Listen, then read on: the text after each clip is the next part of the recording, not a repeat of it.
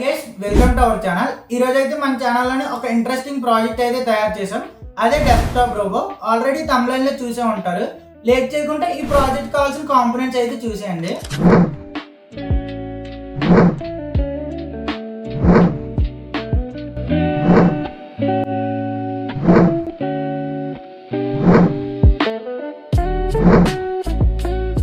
మన project build చేయడానికి total components అయితే ఇవే.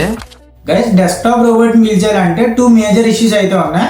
ఒకటి వచ్చేసి పవర్ సప్లై, ఇంకోటి వచ్చేసి కాంపాక్ట్ సైజు. జనరల్గా ఈ డెస్క్టాప్ రోబోట్ బిల్డ్ చేయడానికి అయితే ఈ యొక్క లిథియం అండ్ పాలిమర్ బ్యాటరీస్ని అయితే యూజ్ చేస్తారు. నేనైతే ఈ బ్యాటరీని అయితే యూజ్ చేయట్లేదు. ఈ బ్యాటరీస్తో రన్ చేయాలంటే మనకి బూస్టర్ మోడల్ అయితే కావాలి. అదైతే అవైలబుల్గా లేదు కాబట్టి మన normal regular lithium and batteries తోటి అయితే ఈ ప్రాజెక్ట్కి పవర్ సప్లై ఇద్దాం అనుకుంటున్నాను. ఈ బ్యాటరీస్తో రన్ చేయాలంటే ఇంకా 2 ఇష్యూస్ అయితే ఉన్నాయి. ఈ బ్యాటరీస్ని ఛార్జ్ చేయాలంటే ప్యారలల్గానే ఛార్జ్ చేయగలం, సిరీస్లోనైతే ఛార్జ్ చేయలేం. మనకు అవుట్పుట్ వచ్చేసి 5 వోల్ట్ కావాలి. ఈ 2 బ్యాటరీస్ని సిరీస్లో కనెక్ట్ చేస్తే 6 వోల్ట్ వస్తుంది. దాన్ని స్టెప్ డౌన్ చేయడానికి ఒక స్టెప్ డౌన్ మోడల్ అయితే యూజ్ చేస్తున్నాను. అది మీకు కాంపోనెంట్ లిస్ట్లోనైతే చూపించాను. అండ్ అదేవిధంగా ఛార్జింగ్ చేయడానికి ప్యారలలో కావాలన్నాను. మన పవర్ సప్లైకి సిరీస్లో కావాలి. దానికోసం ఒక స్విచ్ని అయితే యూజ్ చేస్తున్నాను. ఇదే ఆ స్విచ్ యూజ్ చేసుకొని మనకి ప్యారలల్ అండ్ సిరీస్ కనెక్షన్ అయితే ఈ బ్యాటరీస్ నుంచి తీసుకోవచ్చు. ఆ విధంగా ఒక బ్యాటరీ ప్యాక్ని అయితే రెడీ చేశాను. ఇది సిరీస్ ప్యారలల్లో ఏ విధంగా వర్క్ అవుతుందో ఇప్పుడైతే చూద్దాం. రైట్, మన బ్యాటరీ ప్యాక్ని అయితే ప్యారలల్లోకి షిఫ్ట్ చేసి అయితే ఉంచాను. ఇప్పుడు మల్టీమీటర్తో చెక్ చేద్దాం. అండ్ మళ్ళీ సిరీస్లో కూడా షిఫ్ట్ చేసి చెక్ చేద్దాం. మల్టీమీటర్ అయితే కనెక్ట్ చేశాను స్టెప్ డౌన్ మోడల్ అవుట్కి. ఇక్కడ చూసారు కదా 3 వోల్ట్ వచ్చింది. మన బ్యాటరీస్ 2 నెగిటివ్ పాజిటివ్లో కనెక్ట్ అయి ఉన్నాయి కాబట్టి 3 వోల్ట్ అయితే వచ్చింది. ఇప్పుడు మనం సిరీస్లోనైతే చెక్ చేద్దాం.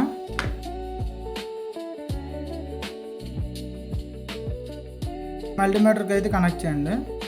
కనెక్ట్ చేస్తే ఇక్కడ 6 వోల్ట్ అయితే చూపిస్తుంది. ఇప్పుడు దీన్ని అయితే ఈ పొటెన్షియోమీటర్ రొటేట్ చేసి అయితే మనం చెక్ చేసుకుందాం. ఈ విధంగా 5 వోల్ట్కి అయితే అడ్జస్ట్ చేసుకోండి. ఈ type of charging model use చేసుకొని బ్యాటరీని ప్యారలల్లోకి షిఫ్ట్ చేసుకొని ఛార్జింగ్ అయితే చేసుకోవచ్చు ప్రాపర్గా. ఇప్పుడు కోడింగ్ ప్రాసెస్ అయితే చూడండి. మీ డెస్క్టాప్లో ఆర్డినో ఐడి సాఫ్ట్వేర్ని ఓపెన్ చేయండి. ఆర్డినో సాఫ్ట్వేర్ని ఓపెన్ చేశాక స్కెచ్లోకి అయితే వెళ్ళండి. స్కెచ్లోని include library to manage library మీద అయితే క్లిక్ చేయండి. మేనేజ్ లైబ్రరీ ఓపెన్ చేశాక ఇక్కడ 2 లైబ్రరీస్ అయితే ఇన్స్టాల్ చేసుకోవాలి. అవి మీకు స్క్రీన్ మీద మెన్షన్ చేస్తాను చూడండి. ఇప్పుడు ఫస్ట్ వన్ అయితే ఇన్స్టాల్ చేసుకుందాం. ఫస్ట్ లైబ్రరీని అయితే సెర్చ్ చేయండి. ఈ విధంగా Adafruit SSD 1306 సెర్చ్ చేయగానే ఈ విధంగా స్టార్టింగ్లోనైతే వస్తుంది. దాన్ని అయితే ఇన్స్టాల్ చేసుకోండి. నేను ఆల్రెడీ ఇన్స్టాల్ అయితే చేసుకున్నాను, ఇక్కడ చూపిస్తుంది మీకు. ఇప్పుడు సెకండ్ లైబ్రరీని అయితే ఇన్స్టాల్ చేసుకుందాం. సెకండ్ లైబ్రరీ వచ్చేసి Adafruit GFX అని అయితే సెర్చ్ చేయండి. సెర్చ్ చేయగానే కిందకైతే స్క్రోల్ చేయండి. స్క్రోల్ చేయగానే మీకు Adafruit GFX లైబ్రరీ అయితే కనిపిస్తుంది. నేను ఆల్రెడీ ఇన్స్టాల్ అయితే చేసుకున్నాను. మీరు ఇన్స్టాల్ మీద క్లిక్ చేసి ఇన్స్టాల్ అయితే చేసుకోండి. లైబ్రరీస్ ఇన్స్టాల్ అయ్యాక ఆ టూల్స్లోకి అయితే వెళ్ళండి. టూల్స్లో ఇక్కడ బోర్డ్ టైప్ని అయితే సెలెక్ట్ చేసుకోవాలి. ఇక్కడ ESP32 బోర్డ్స్ ఆర్డినో ఐడి సాఫ్ట్వేర్కి ఏ విధంగా ఇన్స్టాల్ చేసుకోవాలో ప్రీవియస్ వీడియోలో అయితే చెప్పాను. వీడియో లింక్ వచ్చేసి కింద డిస్క్రిప్షన్లో ఉంటుంది, చెక్ చేయండి. ఇప్పుడు బోర్డ్ని అయితే సెలెక్ట్ చేద్దాం. ఇక్కడ ESP32 దేవ్ మోడ్యూల్ని అయినా సెలెక్ట్ చేసుకోవచ్చు. లేదంటే ఇక్కడ నేను సెలెక్ట్ చేశాను DOIT ESP32 Dev kit V1. ఈ రెండిట్లో ఏ బోర్డ్నైనా సెలెక్ట్ చేసుకోవచ్చు. ఇక్కడ నేను బోర్డు వచ్చేసి DOIT ESP32 Dev kit V1 select చేశాను. ఆ బోర్డు అయితే మీకు కిందనైతే ఉంటుంది. స్క్రోల్ చేయాలి, బాగా స్క్రోల్ చేయగానే మీకు అయితే కనిపిస్తుంది చూడండి. ఇప్పుడైతే వచ్చింది. ఈ బోర్డునైనా సెలెక్ట్ చేసుకోవచ్చు, ఆ బోర్డునైనా సెలెక్ట్ చేసుకోవచ్చు. ఈ బోర్డుని సెలెక్ట్ చేసుకుని కోడ్ని అయితే అప్లోడ్ చేయండి. ఎర్రర్ వస్తే ఇంకో బోర్డుని సెలెక్ట్ చేసుకుని కోడ్ని అయితే అప్లోడ్ చేయండి. అప్పుడు మీకు ఎర్రర్ రాకుండా ప్రాపర్గా అయితే అప్లోడ్ అవుతుంది. ఇక్కడ అప్లోడ్ స్పీడ్ అయితే చేంజ్ చేసుకోవాలి. అది వచ్చేసి 11/200కి అయితే సెలెక్ట్ చేసుకోండి. రిమైనింగ్ అన్నీ సేమే. ఒకవేళ చేంజ్ అయితే డిస్ప్లే మీద ఉన్నట్టు సెట్టింగ్ అయితే చేసుకోండి. సెట్టింగ్స్ అన్నీ చేసుకున్నాక కింద డిస్క్రిప్షన్లో కోడ్ ఉంటుంది, అక్కడ నుంచి కాపీ పేస్ట్ అయితే చేసుకోండి. చేసుకున్నాక టూల్స్లోకి అయితే వెళ్ళండి. టూల్స్లో పోర్ట్ని సెలెక్ట్ చేసుకొని అప్లోడ్ మీద అయితే క్లిక్ చేయండి. నాకు COM7 అయితే డిటెక్ట్ చేసింది. అప్లోడ్ మీద క్లిక్ చేయండి. క్లిక్ చేయగానే కోడ్ కాల్తో సేవ్ చేసుకోండి, లేదంటే క్యాన్సిల్ అయితే చేయండి. కంపైలింగ్ అయితే అవుతుంది. కోడ్లో ఎర్రర్ ఉందా లేదా అని చెప్పి వెరిఫై చేస్తుంది. కంపైలింగ్ అయితే అయిపోయింది. ఇక్కడ ESP32కి కోడ్ అయితే అప్లోడ్ అవుతుంది. సక్సెస్ఫుల్గా కోడ్ అప్లోడ్ అయిపోయింది. ఇప్పుడు బాడీని కనెక్షన్స్ని బిల్డ్ చేద్దాం. Guys ESP32 back side pins అయితే రిమూవ్ చేసుకున్నాను. రిమూవ్ చేసుకొని వైర్స్ అయితే ఎక్స్టెండ్ చేసుకున్నాను, ఎందుకంటే కాంపాక్ట్గా బిల్డ్ చేయాలి కాబట్టి.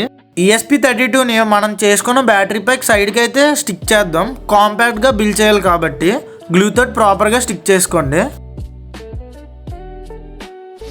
ESP32ని స్టిక్ చేసుకున్నాక ఈ విధంగా OLED డిస్ప్లేకి టచ్ సెన్సర్కి కూడా వైర్స్ అయితే ఎక్స్టెండ్ చేసుకోండి.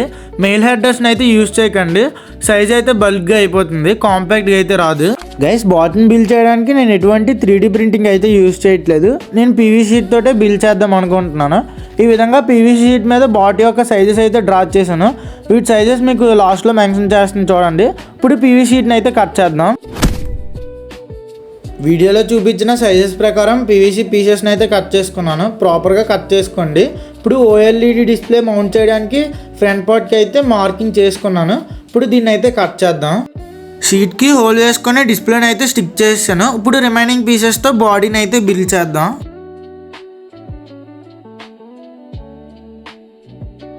గైస్ ESP32కి వైర్స్ అయితే ఎక్స్టెండ్ చేసుకున్నాం కదా. ఇప్పుడు ఈ వైర్స్ని OLED డిస్ప్లేకి టచ్ సెన్సర్కి అయితే కనెక్ట్ చేద్దాం. ఈ యొక్క బాడీ అయితే మనకి లోపల ఫ్రేమ్లోని ఈ విధంగా అయితే ఫిక్స్ అవుతుంది. వైర్స్ జాయిన్ చేశాక మనం ఈ ఫ్రేమ్ని అయితే లోపల ఫిక్స్ చేద్దాం.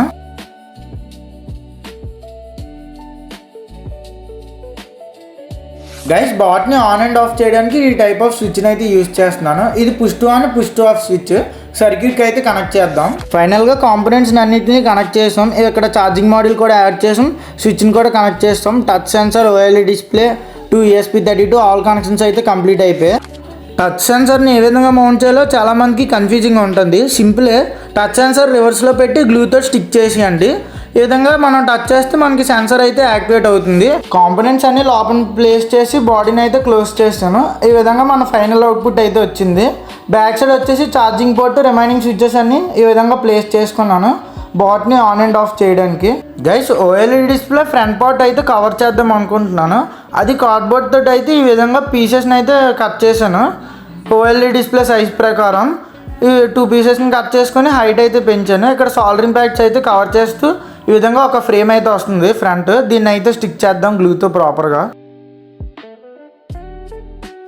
OLED డిస్ప్లేకి ఫ్రంట్ అయితే ఫ్రేమ్ స్టిక్ చేస్తాను. ఈ విధంగా లుక్ అయితే వచ్చింది.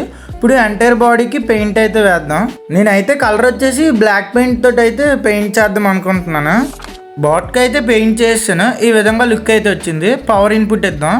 పవర్ ఇన్పుట్ ఇవ్వగానే ఈ విధంగా లోడ్ అయ్యి ఫీలింగ్స్ అయితే వస్తాయి. సింగిల్ ట్యాప్ చేస్తే మనకి ఫీలింగ్స్ అయితే చేంజ్ అవుతాయి. ఇప్పుడైతే ట్యాప్ చేద్దాం.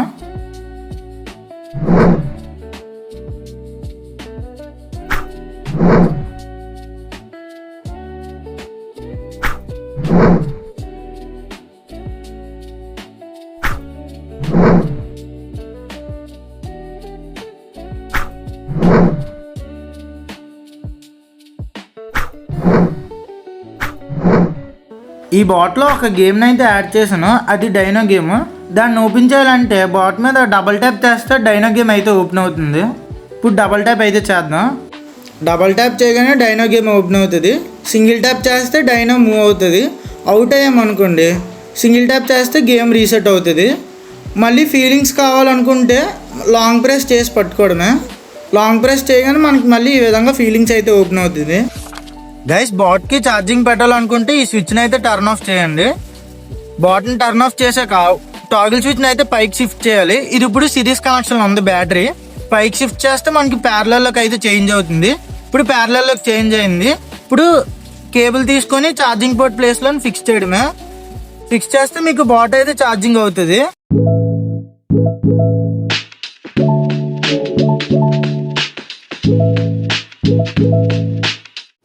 చూసారు కదా, ఈ వీడియోలోనైతే డెస్క్టాప్ రోబోట్ని సింపుల్ వేలోనైతే బిల్డ్ చేసాం. అండ్ ఈ ప్రాజెక్ట్లో హైలైట్ థింగ్ వచ్చేసి డైనోసార్ గేమ్.